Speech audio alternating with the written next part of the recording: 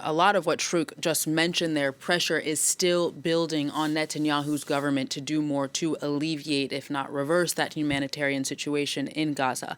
Now, the increasingly dire images of starving Gazans, children in particular, has already had diplomatic consequences. France, the UK, and Canada are set to recognize a Palestinian state.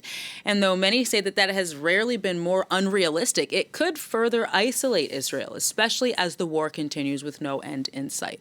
For more on this angle, then, Jeremy Isacharoff joins us on the program today from Tel Aviv. He's the former Vice Director General of the Israeli Foreign Ministry and also former Israeli Ambassador to Germany. Thank you very much for joining us today, sir. So to start, I mean, just months ago, it wasn't necessarily very common to hear Western leaders issue anything other than the equivalent to a slap on the wrist to the Israeli government over civilian suffering in Gaza. Now, that has changed slightly, especially with these three Western nations and otherwise staunch allies of Israel saying that they will recognize a Palestinian state. Do you see this as more of a symbolic attempt to try and convince the world that they're not ignoring the suffering in Gaza, or do you see it as a genuine diplomatic blow to Israel that could have real consequences?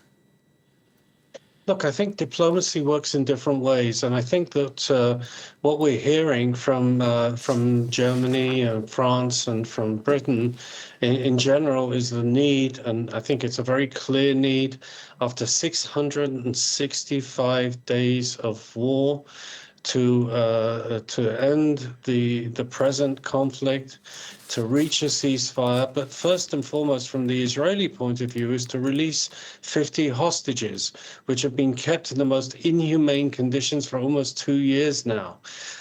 So, I mean, there's different elements to what has been said by our European allies. For example, it's not just messages directed to Israel that you have to recognize a Palestinian state, because to recognize a Palestinian state without a parallel negotiation on the ground that brings about some sort of political framework in the territories will just be a declarative gesture. And it's important to remember that some of the statements made by the French and the Germans, the Canadians that you mentioned, also talks about Hamas laying down its arms, surrendering, and introducing the Palestinian Authority to Gaza, and beginning a whole new alternative to what's going on in Gaza and the tragedy that Hamas has brought upon the Palestinian people. Let's not forget that there's a tremendous amount of responsibility on the shoulders of Hamas for starting this war, slaughtering hundreds of Israelis, and raping, mutilating them, and bringing us to this dreadful situation.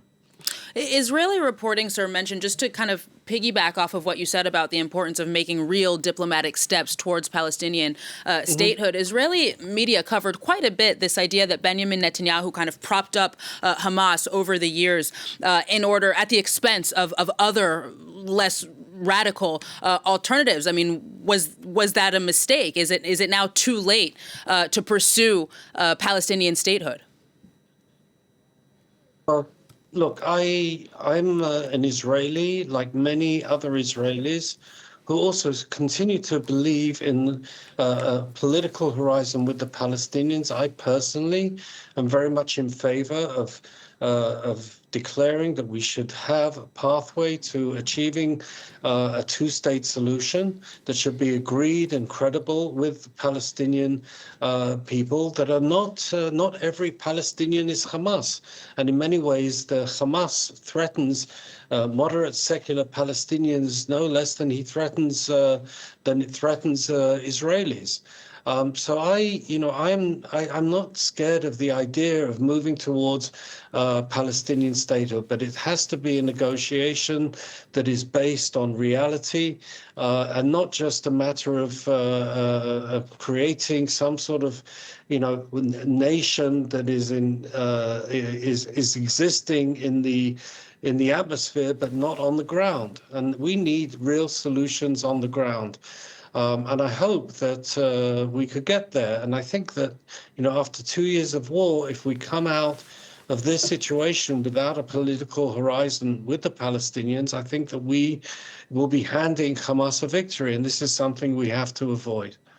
The countries eyeing the recognition of a Palestinian state used to say that they would only do so after a peace process, but they now say the situation on the ground leaves them with no other alternative than to recognize the state now.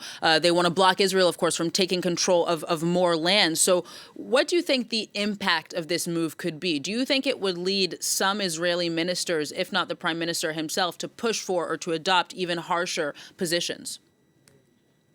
Look, there have been tough reactions to the announcement of France and the UK in Israel. They're saying, the government sources are saying this is a prize for Hamas that you're giving. And I don't see it like that, because Hamas doesn't have a political agenda.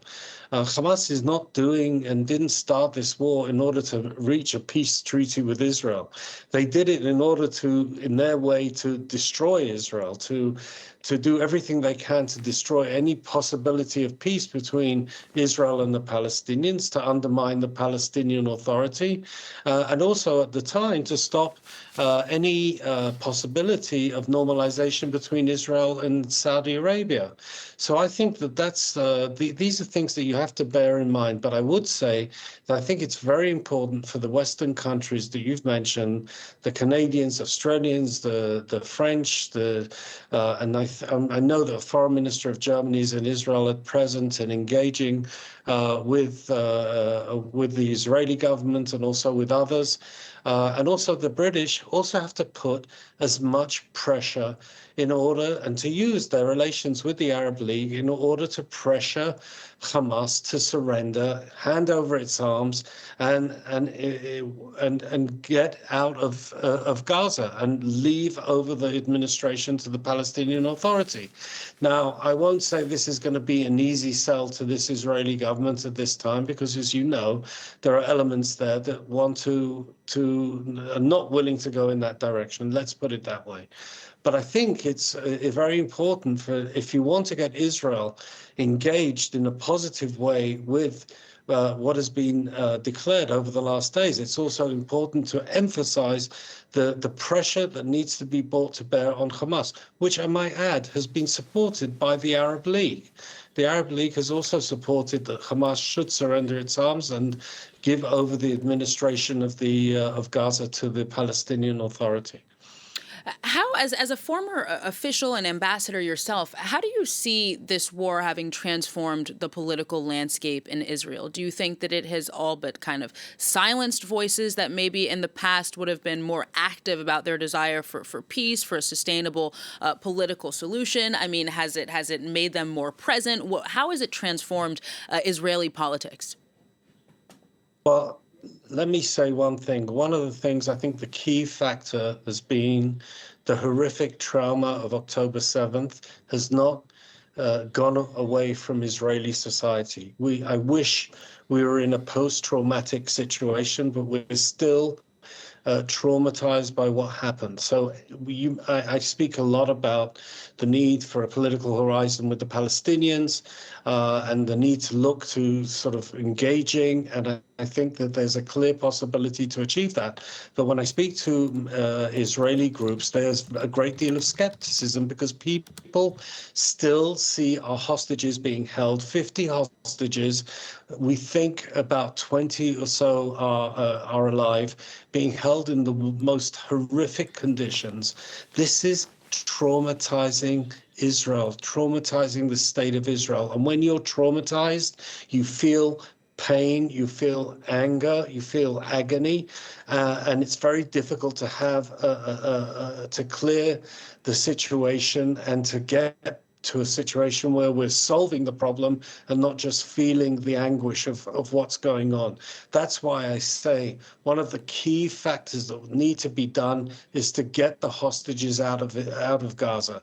Without getting the hostages out of Gaza, I can believe that it'll be continuously difficult to get the Israeli people to feel there's a move and a change. And also after 2 years of war almost, and almost 2,000 Israeli soldiers and civilians that have been killed in this war, it'll be very difficult to move on and to go to where we need to go, which is a political solution with the Palestinians.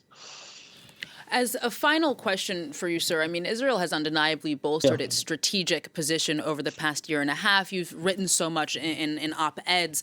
That's, of course, come at a cost to its diplomatic positioning, given all of the things that we've discussed.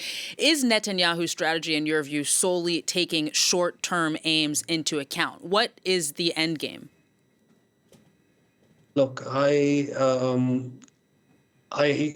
believe that Netanyahu is guided more by coalition politics, political constraints in Israel than national security interests. I'd like to say the opposite, but I feel that it's time that we need to make very tough decisions about what future do we seek. We have two paths ahead of us. One, continue the war and become more deeply involved in Gaza, not get our hostages out, and not have a political horizon with the Palestinians. And this will have, increasing costs, political, diplomatic, and others, for Israeli foreign policy. And that's why I believe we should choose the alternative path of seeking diplomatic solutions, which are the key indication of success of military gains that we've had over the last couple of years, whether it's in terms of shattering the Hamas leadership, shattering Hezbollah's structure and capabilities in Lebanon. You saw the change in Syria, which is very critical, and also in terms of rebuffing the Iranian attacks, the massive missile attacks of hundreds of missiles against Israel. We have had important strategic gains, and these strategic gains have to be translated into political frameworks. And that is what I would suggest, and that is the part that I would hope Netanyahu would take. Former Israeli ambassador to Germany, Jeremy Isacharoff, thank you so very much for joining us on the program today.